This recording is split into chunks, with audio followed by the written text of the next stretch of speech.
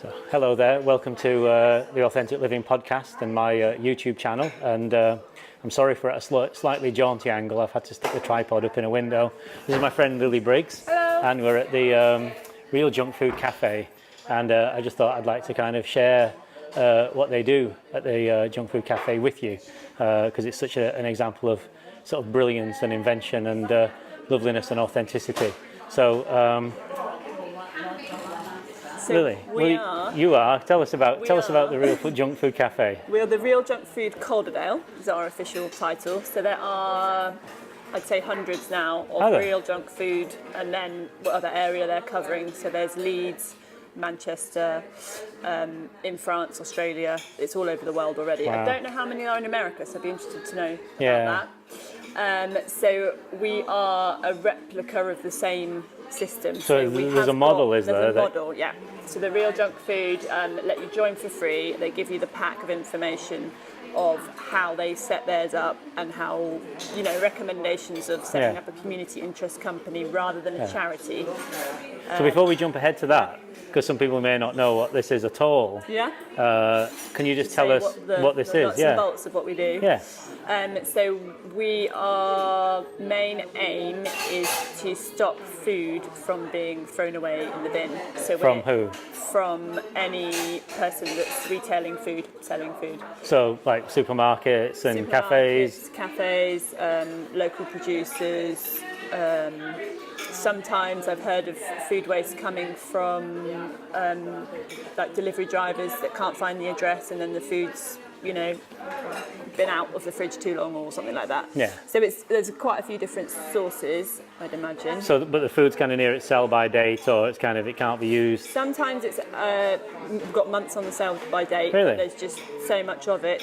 There was like some people, like film crews, they have a load of fruit and veg that day for the film set, and afterwards, what do they do with it? Right. So some of it can be perfectly good condition with months, but they just got nowhere to pass it on to. So we are intercepting food waste is the proper term. Intercepting food waste. Yeah.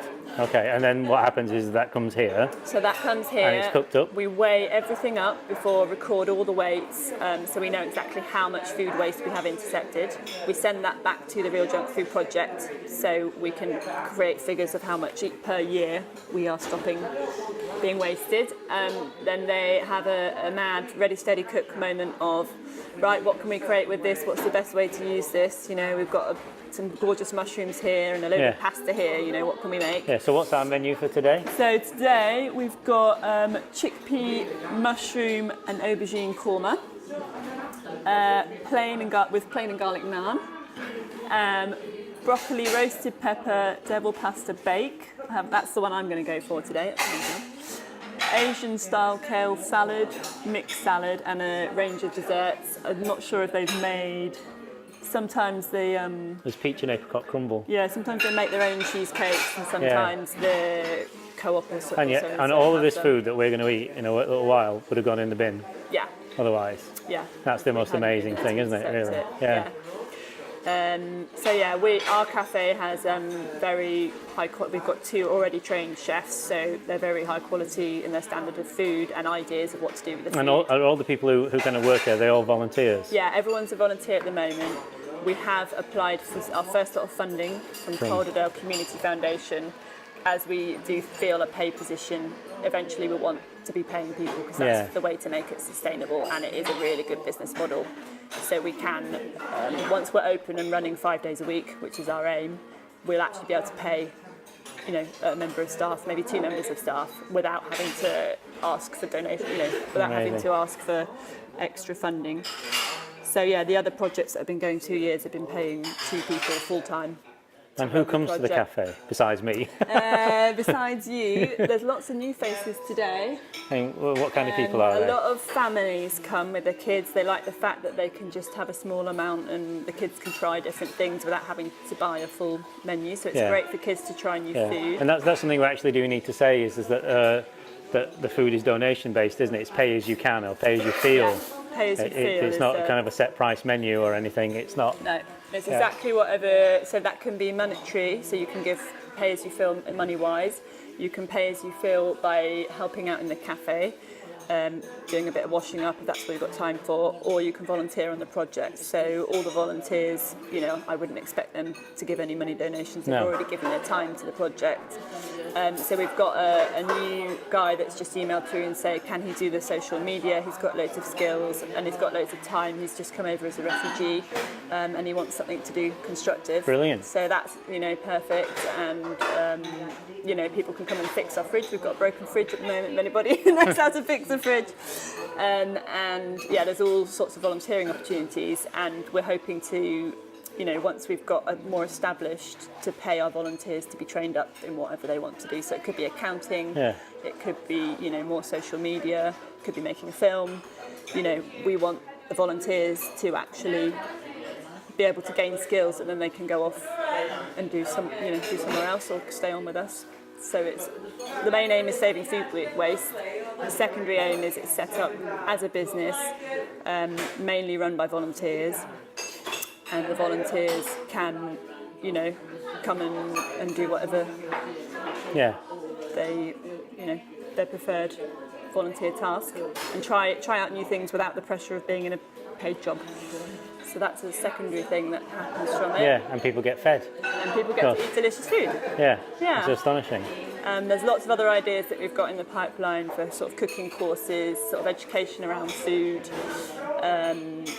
lots of events that we've done previously, like recycling furniture. So a lot around sort of the politics of zero waste, not wasting anything, and getting community together, really. Yeah, because I was going to say that the most important thing about this is kind of a sense of community around it, isn't it? That it's kind of like a living, beating heart to a community, isn't it? To have something like this, and we're in a kind of culture where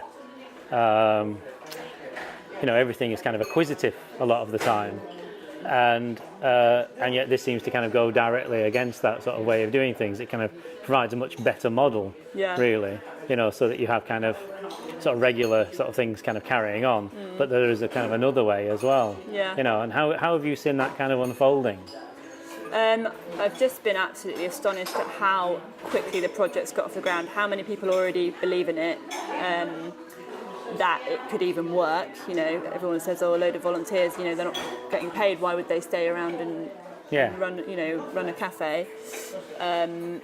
So I think people really do want to be involved in something they believe in that's doing good to the community.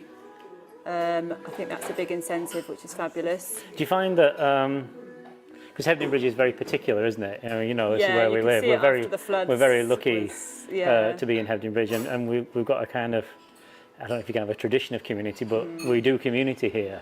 And it gets noticed in other parts of the country as well, kind of the way that we are here. And that's not something that can be artificially created. No. There's something to do with kind of, I don't know, the spirit of people, I suppose. And have you found that because I didn't realise it was part of a kind of larger network, the kind of the Real Food Network. Do you find that kind of, that the initial kind of springings up of this are in those more kind of spirited communities? Well, most of the other projects, the first one was set up outside Armley Prison. Right. Because the need obviously was so great there. People coming out of prison, they've got no money, they've got nothing to eat. So a lot, I think everyone has their own, aims. It can be mainly to save food waste, mainly because there's more of a need for people homeless without food. So I think ours is maybe quite unusual compared to most of the Real Junk Food projects, although I haven't visited all of them, so I'm not sure. There is one in Saltaire, which has been, really popular as well. They've actually got a celebrity chef or something, a really qualified chef in there. Sorry, going back to what we were saying, I think it has been a lot easier for us to set up because there's a lot of people fortunate enough to have time to volunteer here. And the local community understand what it's about and why we're doing it really quickly, whereas I think in Manchester they've found it harder to set up because it's not as close-knit community, I suppose. In a town it's more difficult. But it's still happening and they're still managing to keep going, so I guess it is possible anywhere, I think. So if somebody wanted to, you were saying about this kind of the package and this model, so say somebody watching or listening to this, thinks that's a really good idea, how do I kind of go about sort of creating something like this myself? What would they do? How did you do it? In fact, So- what was... so I'm we asking did too it. many questions. This is my thing. People who kind of watch my videos, I end up kind of talking about two things at the same time all the time, which is ridiculous. I don't know. I seem to have this kind of dualistic brain. But So yeah, how I'll come we to... did it. Yeah, how did you do it? So Alison Jones, who had the idea in the first place, came to me and said, we've been trying to set up a community cafe in Hebden anyway for the last 3 months. And she said, look, the floods have just happened. I've heard of this Real Junk Food project. I think you'd love it, Lily. Let's look into it. So we had a look on the website. We've got a So really there's a great website, set and up. is it just like realfood.co.uk or .com? Real or? Junk Food Project.co.uk, I think it might Okay. be, because he's from Leeds originally. But it Okay. might, I'm Because not sure you're the saying it ending. was around the world quite a lot. Yeah, it's Yeah, definitely but that would be a good place to begin looking. So realjunkfood.co.uk. Real Junk Food Project. Yeah, okay. Yeah, if you put that into Google, it will come up. Okay. And then there is a contact email, which is probably Adam Smith, who set up the Real Junk Food Project. And Okay. there's a TED talk that you can have a look at to see what he looks like. Okay, well, and what who I'll he do is I'll find that. Or if you can send me the link, link it, I'll kind of yeah. put it underneath Yeah, and that's this a really video. inspiring talk. Anybody Brilliant. that watches that, right, we're going to do it. Okay. So we watched that. And then we had an email back from Adam saying, fantastic, here is, your pack, print this off, have a look through it. Once you're a few months down the line and you think you can establish it, write to us with the details of your address and who the directors are, or how far you've got, and we will put you up on our website. So we did that about 3 months ago, and there's such a queue. There's so many Real Junk Food projects setting up that we still haven't gone on. Like there's hundreds of them coming in all the time, which is fantastic. So I don't know if we're on the website yet, but we will be soon. And then he also gave us like a mentor person to contact, who is the lady in Manchester. So we could call her at any moment and say, help, we're not sure how to do this and that. Right. And there's also training. So there's an annual training camp, which one of our volunteers went on. 2 of them actually, Gwen went as well, that was in York, which is lucky for us, not too far away, which was a whole day's training on, all the ethos and, what is our voice, because we all need to have the same voice if we're doing the same project. Intercepting food waste, that's the priority, and then you can go from there.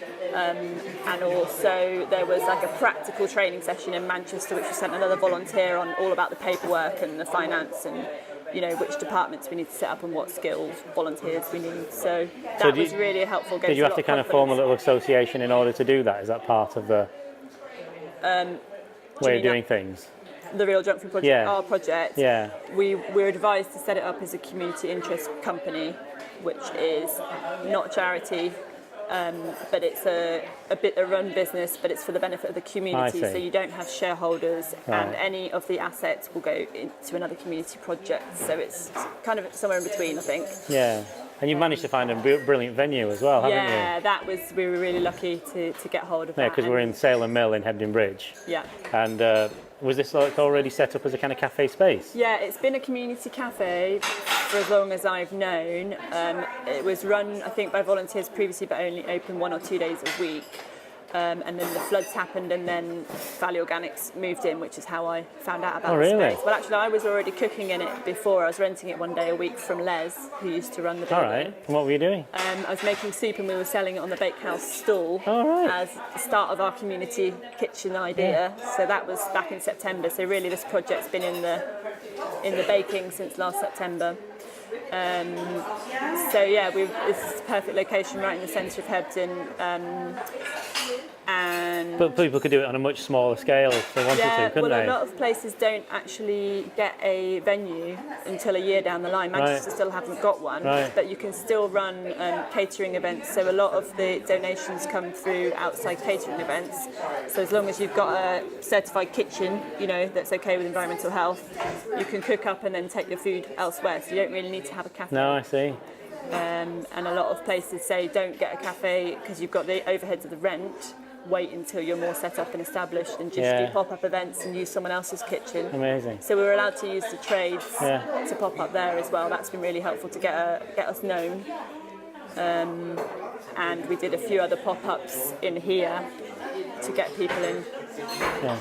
and get a load of volunteers on the list. So yeah, it's just been moved really fast and been really exciting, and everything's just come to us that we needed at the right moment. All the right volunteers, all the right equipment. Well, sometimes when things are just right, it just seems to happen almost quite magically, doesn't it? Yeah. You know, but I mean, yes, there does seem to be a kind of sense of magic about things, but it usually takes a person to kind of sort of be the person who kind of pulls all that together. And it seems to be you that for this project. Well, I think a few of us. Yeah, but I guess I was at the very beginning, so I've seen it right through. Yeah, but I was just wondering kind of what your, sort of drive is in yourself to kind of create something like this. That's a good question. One I've probably not really contemplated. I think people in the Real Junk Food Project said, Lily, you're the networker, that's your skill. You don't need to be doing all the practical stuff, but you need to be there, accessible to everybody. Yeah. So I suppose because of my position in Valley Organics and dealing with customers all day long, I'm a good person to share information. People will say I'm very approachable. I think I just really enjoy the interaction and you seem to have a bit of a habit for kind of wanting to be involved with things and set things up and move things along. That's what I'm wondering about. That kind of spark, that bit of fire. Where's that coming from? That's just you, is it? I guess that's just my personality. Okay, that's brilliant, though, isn't it? So if you're blessed to have a Lily, of course, then that's absolutely fantastic. Yeah, wonderful. Okay, so you're going to have the... I'm going to go have some lunch now. Okay, fantastic. You're having the chickpea thing. Yeah. And I think I might join you, actually. Yeah. So I'll post some links down below for the TED Talk and for the Real Junk Food Project website. Yeah. Yep, I'll try and find the links for those and post them below this video, or I'll put them on the text underneath the podcast if you're listening to the podcast version of this.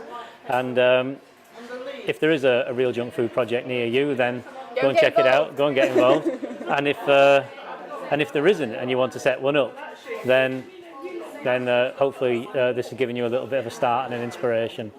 Thank you. If you've enjoyed this video, please subscribe to this channel and share it with people that you think would find this interesting, and give it a thumbs up and all that sort of thing. And see you very soon. Thank you. Take care.